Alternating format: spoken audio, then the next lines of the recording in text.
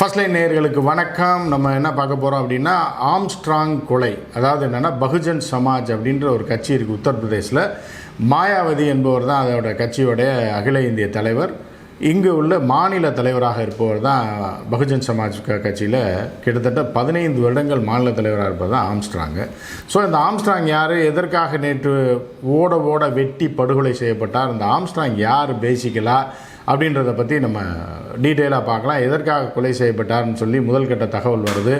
யார் கொலை செய்திருப்பார்கள், எதற்காக கொலை செய்திருப்பார்ன்றதை பற்றி நம்ம பார்க்கலாம். ஆம்ஸ்ட்ராங் யாருன்றதை நம்ம பார்த்துடலாம். ஸோ ஆம்ஸ்ட்ராங் என்பவர் என்ன அப்படின்னு பார்த்தீங்கன்னா, ஒரு 15 வருடங்களுக்கு முன்பு அவர் சிறு கட்சிகளில் நுழைய பார்த்தார். ஆனால் அவருடைய லட்சியம் என்ன அப்படின்னா, யாருக்கும் அடிமையாக இருக்கக்கூடாது. எந்த கட்சியிலையும் போய் தலித் கட்சியாக இருந்தால் கூட அதில் போய் சேர்ந்து கொஞ்சம் கொஞ்சமாக வளர்ந்து ஒரு இடத்துக்கு வரணும் அப்படின்றது அவரோட நோக்கம் கிடையாது. அவருக்கு என்னென்னா, நேரடியாக நம்ம கட்டுப்பாட்டில் ஒரு கட்சியை நடத்தணும், அதற்குள்ள தகுதியும் திறமையும் நமக்கு இருக்குது, ஒரு தலித் சார்ந்த கட்சியை நம்ம நடத்தணும் அப்படின்றதுக்காக என்ன பண்ணுறாரு அப்படின்னா, அகில இந்திய அளவில் சில பேர்லாம் என்ன பண்ணுவாங்கன்னா, இப்போ உத்தரப்பிரதேசில் யாதவர்கள் ஜாஸ்தி. அங்கே ஆட்சியில் இருப்பவர்கள் முலாயம் சிங் யாதவ் நீண்ட நாட்களாக ஆட்சியில் இருந்தார். இப்போ அகிலேஷ் யாதவ் இருக்கார் இல்லையா, அந்த மாதிரி அதே மாதிரி லாலு யாதவ் இருக்கார். அவர் ஜனதாதளத்தை சேர்ந்தவர், இவர் எஸ்பி. அப்போ என்ன பண்ணுவாங்கன்னா, அங்கே போய் என்ன பண்ணுவாங்கன்னா, அந்த தலைவர்கிட்ட எனக்கு மாநில தலைவர் கொடுங்கன்னு சொல்லி ஈஸியாக வாங்கிட்டு வந்துடுவாங்க. இங்கே மாநில தலைவர் அந்தஸ்து அப்படின்றது கிடைக்கும் ஒரு அகில இந்திய கட்சியில். அவர்களோட டச் வச்சுட்டு டெல்லியில் உறவு வைத்துக்கொண்டு ஒரு கொஞ்சம் ஆட்டை ஓட்டுறவங்கெல்லாம் இருக்காங்க. ஸோ அதே மாதிரி என்ன அப்படின்னு பார்த்தீங்கன்னா, மாயாவதி அவர் பார்த்திங்கன்னா ஒரு தலித் தலைவர். அது கன்சிராம் அப்படின்ற ஒரு மிகப்பெரிய ஒரு தலித் தலைவர். எங்கே இருந்தார்னா, மக்கள் செல்வாக்கு பெற்ற ஒரு தலைவராக கடந்த 80களில் மக்கள் போற்றக்கூடிய ஒரு தலித் தலைவராக இருந்தவர் கன்சிராம் மறைவுக்கு பிறகு அந்த கட்சி யார் கைக்கு போச்சு அப்படின்னு பார்த்தீங்கன்னா, மாயாவதி கைக்கு போச்சு. ஒரு கட்டத்தில் மாயாவதி அந்த மாநிலத்தில் ஆட்சியை பிடிக்கக்கூடிய அளவிற்கு செல்வாக்கு மிக்க ஒரு கட்சியாக அதை வளர்த்தெடுத்தார். அதுக்கப்புறம் அவர் தோத்துட்டார். அதுக்கப்புறம் வரவே முடியல. இந்த தேர்தலெல்லாம் அவர் ஒரு எம்பி சீட்டு கூட ஜெயிக்கல. போன முறை 4 இடங்களை பிடித்தார். ஒரு காலகட்டத்தில் உத்தரப்பிரதேசில் 30 இடங்களுக்கு மேலே வைத்திருந்தவர் மாயாவதி. ஆட்சியும் போச்சு, இதுவும் போச்சு, கட்சியும் போச்சுன்ற நிலைமை. ஸோ அந்த கட்சியோட மாநில தலைவராக கிட்டத்தட்ட 15 ஆண்டுகள் இருந்தவர் தான் இவர் யார், நம்ம ஆம்ஸ்ட்ராங். இப்போ இதில் கட்சி அப்படின்னு இருந்தாலே கட்ட பஞ்சாயத்துகள், போக்குவரத்துகள் எல்லாம் வரும். 4 பேர் குறை சொல்ல வருவான், 4 பேர் எனக்கு எதாவது செஞ்சு கொடுங்க அப்படின்னு சொல்லி வருவாங்க. ஏன்னா எனக்கு ஆட்டையை போட்டு போயிட்டான், என் இடத்த அவன் அபகரிச்சிட்டான், நீ தான் அதை மீட்டு கொடுக்கணும்னு வருவாங்க. சில பேர் இடத்த அபகரிக்கணும், இந்த அவன் வச்சுருக்கான் இன்னொருத்த இடத்த அபகரிச்சிருக்கான், அதை மீட்டு நம்ம அதை இது பண்ணணும், அதுக்கு எனக்கு நீங்கள் உதவி செய்யணும் இப்படின்னு பல்வேறு இவர் மட்டும் கிடையாது, ஆம்ஸ்ட்ராங் மட்டும் இல்லை, பல்வேறு கட்சி தலைவர்கள் அணுகுவது வழக்கம். சரிங்களா? இந்த ஜாதி கட்சிகள் அப்படின்னு வரும்போதே நீங்கள் எந்த ஜாதி கட்சியாக இருந்தாலும் கிட்டத்தட்ட அது ஒரு சில ஒரு சர்க்கிள்குள்ளே மாட்டிக்கிறோம் அது. ஸோ அந்த வகையில் எப்படி போயிட்டு இருக்கும்போது என்னென்னா, ஆம்ஸ்ட்ராங்கை பொறுத்தளவு ஒரு டீசென்ட் மேனாக தான் வளம் வந்தார். அவர் ஒரு ரவுடியாகவோ ஒரு தர ரேட்டுக்கு இறங்கி இப்போ அராஜகம் பண்ணுறது, ஏன்னா ஒரு இது இல்லாத ஒரு டீசென்ட் பாலிட்டிஷியன். அவர் என்னென்னா, பத்திரிகையாளர்களை கூட நெருங்கிய தொடர்புலாம் வச்சுருக்க மாட்டார். நிறையா ஒரு பப்ளிசிட்டி அப்படின்றதுக்காக இந்த டுபாக்கூர் வேலையெல்லாம் செய்யக்கூடிய ஆள் கிடையாது. அவர் ஒரு நீட்டாக ஒயிட் அண்ட் ஒயிட் போடுவார், ஒயிட் பேண்ட் ஒயிட் ஷர்ட் போட்டு ஒரு டீசெண்டான ஒரு அரசியல்வாதியாக தான் வளம் வந்தார். அதே நேரத்தில் நீங்கள் பெரிய அரசியல் கட்சிகளோட ஒரு தொடர்பு வைத்து கொண்டு, ஏன்னா அந்த கட்சி தலைவர்களோட நெருக்கம் காட்டுவது, இதெல்லாம் ஆம்ஸ்ட்ராங் எப்போதுமே அதில் இன்ட்ரெஸ்ட் காட்டியதே கிடையாது. அதே மாதிரி பத்திரிகையாளர்களை வைத்துக்கொண்டு அடிக்கடி ஒரு செய்தி வரணும் அப்படின்ற மாதிரி ஆளும் கிடையாது. ஆம்ஸ்ட்ராங் எப்போ வெளியே தெரிவார் அப்படின்னா, எலெக்ஷன் நேரத்தில் சுயேட்சையாக, ஏன்னா அவர் கூட்டணிக்கு பேச்சுவார்த்தை நடத்தியாரா, யார்ட்டையும் போனாரா வந்தாரான்னு தெரில. அந்த பகுஜன் சமாஜ் கட்சிக்கு இங்கே எந்த வித செல்வாக்கு இல்லைனால அவர் ஒரு கட்சியை வைத்துக்கொண்டு மாநில தலைவராக வலம் வந்தார். அவர் யார்ட்டையும் போய் கூட்டணிக்கு பேச்சுவார்த்தை நடத்தினா, என்னுடைய பத்திரிகை அனுபவத்தில் அவர் பழக்கம் தான். ஒரு 12 வருடங்களுக்கு முன்பே அவரை தெரியும், 15 வருடங்களுக்கு முன்பே இருந்தபோது அவர் அந்த மாதிரியான ஒரு இதிலெல்லாம் யார்ட்டையும் இறங்கி போய் எனக்கு உதவி செய்யுங்க, எனக்கு பப்ளிசிட்டி கொடுங்க, எனக்கு கூட்டணி கட்சிக்கு எந்த இடம் கொடுங்கலாம் கேட்க மாட்டார். அவரோட ஸ்டைல் வேறு மாதிரியான ஒரு அரசியலாக இருந்தது.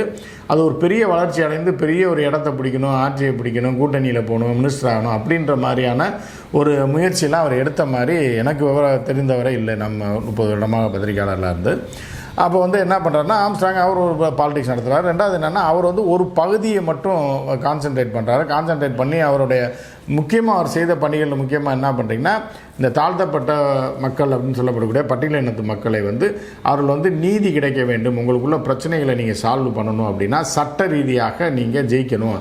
அப்படி ஜெயிக்கணும் அப்படின்னா நீங்கள் வழக்கறிஞர்களாக மாறினீங்கன்னா நீங்கள் உங்கள் ஏரியா பிரச்சனையோ உங்கள் பிரச்சனையோ எதுவாக இருந்தாலும் அதை தீர்த்து கொள்ளலாம். ஒரு காவல் நிலைய பிரச்சனைனா இங்கே அரசியல் கட்சியில் போய் கட்சிக்காரனை கூட்டு போகிறதுக்கு பதிலாக நீயே ஒரு வழக்கறிஞராக மாறினால் நீ நேரடியாக காவல் நிலையத்தில் போய் ஒரு அரசியல் கட்சியில் போய் ஒரு பிரச்சனையை தீர்க்க முடியும். அது நீதிமன்றத்துக்கோ காவல் நிலையத்துக்கோ வரும்போது நீங்கள் போல்டாக போய் நிற்க முடியும். இப்படின்ற ஒரு வித்தியாசமான ஒரு கொள்கையை கொண்டவர் தான் அவர். அதே நேரத்தில் அவர்கிட்ட பல பஞ்சாயத்துகளும் வந்திருக்கு, அந்த பஞ்சாயத்தில் தீர்த்து வைத்திருக்கிறார். ரெண்டாவது பார்த்திங்கன்னா அவர் மீது பல வழக்குகள் இருக்குது. அவர் ஒரு அரசியல் மாநில கட்சி தலைவராக இருக்கிறதுனால அவர் மேலே தீவிர நடவடிக்கையெல்லாம் பெருசாக எடுக்கப்படவில்லை. பல வழக்குகள் அவர் மீது போடப்பட்டது.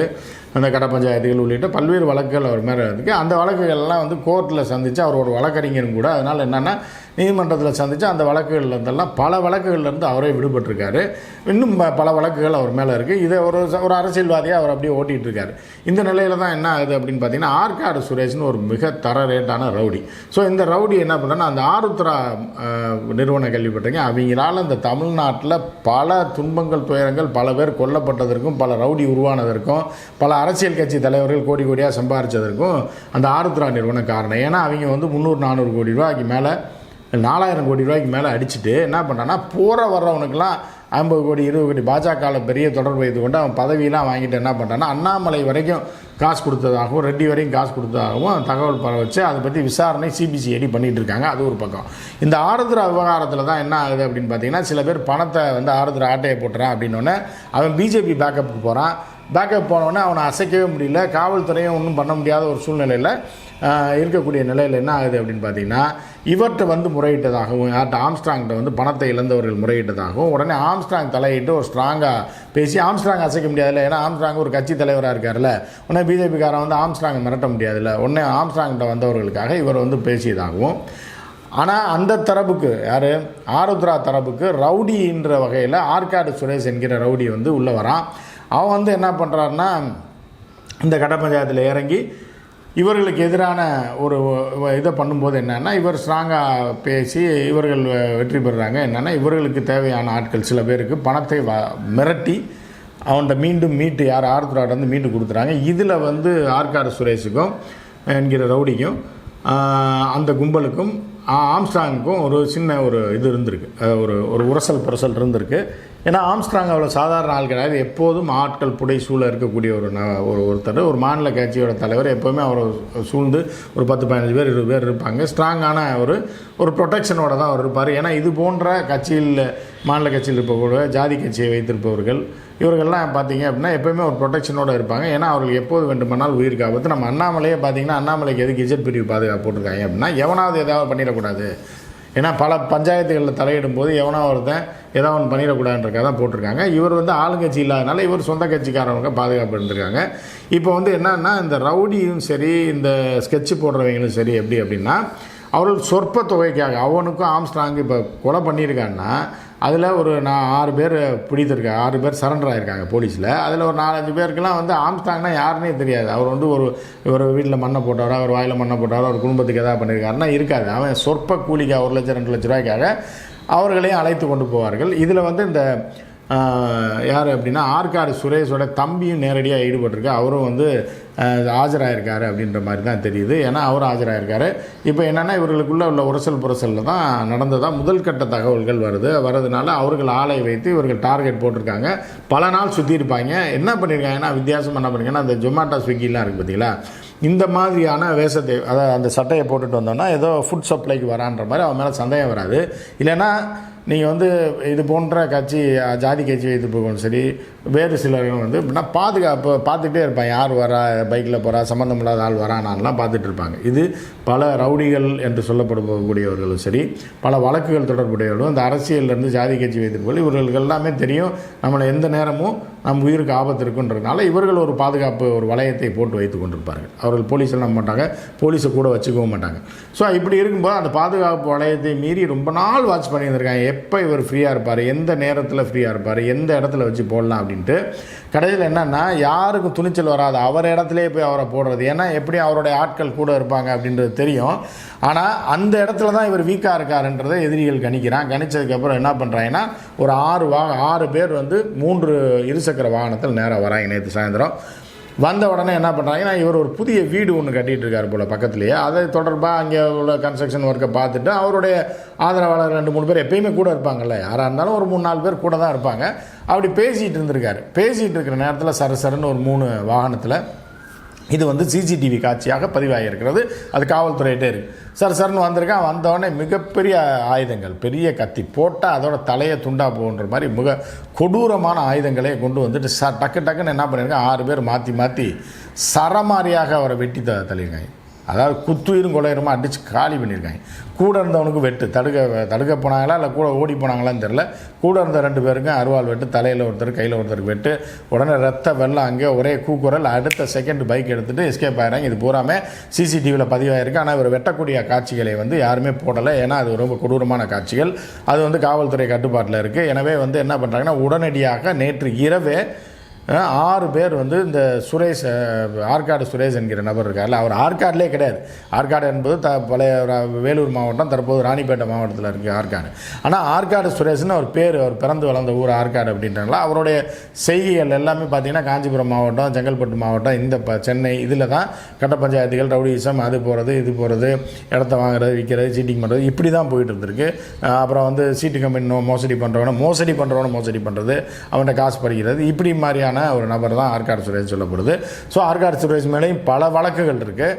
இப்போ இவர் என்ன பண்ணார், டார்கெட் போட்டு நேராக நேற்று இரவு வந்து வீக்காக இருக்க இடத்த கண்டுபிடித்து ஒரு போட்டு தள்ளிடுறாங்க. இது ஒரு பெரிய பரபரப்பை சென்னையில் அதாவது குறிப்பாக வட சென்னையில் வந்து ஏற்பட்டிருக்கு. எல்லார் மக்களும் ஆம்ஸ்ட்ராங்கை பற்றி, ஆம்ஸ்ட்ராங் வந்து ஒரு பெரிய ரவுடினோ, இல்லை ஆம்ஸ்ட்ராங் ஒரு பெரிய கட்ட பஞ்சாயத்துக்காரனோ, ஆம்ஸ்ட்ராங் ஒரு பெரிய அநியாயக்காரனோ இல்லை அப்படின்னா அவருக்கு எந்த வித கெட்ட பேரும் பொதுமக்கள்கிட்ட கிடையாது. ஆம்ஸ்ட்ராங்கோட தவறான பெயர்கள் பொதுமக்கள்கிட்டயோ பிற ஜாதியினர்கிட்ட யார்கிட்டையுமே ஆம்ஸ்ட்ராங் மோசமான ஆள், ஆம்ஸ்ட்ராங் வந்து ஒரு கட்ட பஞ்சாயத்துக்காரர் அப்படின்ற மாதிரியான பேர் கட்டாயமாக கிடையாது. ஆம்ஸ்ட்ராங் என்பவரை பொதுமக்களுக்கும் வெளியில் இருக்க ஆட்களுக்கும் மாநிலத்தில் உள்ளவங்களும் என்ன தெரியும் அப்படின்னா, இவர் ஒரு தலித் கட்சியை சேர்ந்த, அதாவது குறிப்பாக உத்தரப்பிரதேச மாயாவதி கட்சியோடைய மாநில பகுஜன் சமாஜோடைய மாநில தலைவராக இருந்து கொண்டிருக்கிறார். நீண்ட காலமாக ஒரு அமைதியான ஆசீர்வாதி, பரபரப்பாக செய்திகளில் அடிபடாதவர், பத்திரிகையில் அடிக்கடி பேர் வராது, பத்திரிகையில் அடிக்கடி ஃபோட்டோ வராது. இந்த எலெக்ஷன் டைம் அது ஏதாவது ஒரு அறிக்கை கொடுப்பாப்புல, அம்பேத்கர் பிறந்த நாளைக்கு போய் அவருக்கு அவர் சிலைக்கு மாலை போடுவார். இந்த மாதிரியான எப்பயாவது ரேராக தான் அவர் வந்து பத்திரிகையிலே வருவார். டிவியில் பொதுவாக அவர் வந்து ரொம்ப ரேர், 0.01% எப்பயாவது காட்டினா உண்டு. ஸோ அதனால் ஒரு பிரபலமான, மாநிலம் முழுவதும் பிரபலமான தலைவர் இல்லைன்னா கூட சென்னை, காஞ்சிபுரம், செங்கல்பட்டு போன்ற இந்த வட மாவட்டங்களில் வந்து அந்த தலித்தின மக்கள் மத்தியில் ஒரு அறியப்பட்ட ஒரு தலைவர், ஏதாவது உதவியும் கேட்டால் செய்வார் அந்த மக்களுக்கு அப்படின்ற மாதிரியான ஒரு பேர் கொண்டவராக தான் இருந்திருக்காரு. கடைசியில் அவர் வந்து துடிக்க நேற்று விரட்டி கொல்லப்பட்டிருக்கிறார். இதுக்கு வந்து எதிரிகள் யாருன்றையும் கண்டுபிடிச்சிட்டாங்க. உடனடியாக 4 மணி நேரத்தில் காவல்துறை வந்து அவர்களை வந்து சரண்டர் ஆனவங்க ஒரு 4 படைகள் அமைத்து தீவிரமாக என்ன காரணம் தான் விசாரிக்கணும், அதை விசாரித்து கொண்டிருக்கிறார்கள். பாவம் அமைதியாக கட்சி நடத்தி கொண்டிருந்த ஆம்ஸ்ட்ராங் வந்து ஒரு கட்சி தலைவராக அறியப்பட்டவர். ஸோ வந்து இதில் வந்து அவர் மரணம் அடைந்திருக்கிறார். ஸோ இதுதான் வந்து அவருடைய கொலைக்கு பின்னணியாக பார்க்கப்படுகிறது. மற்றொரு நிகழ்ச்சியில் சந்திப்போம். நன்றி, வணக்கம். போதும்.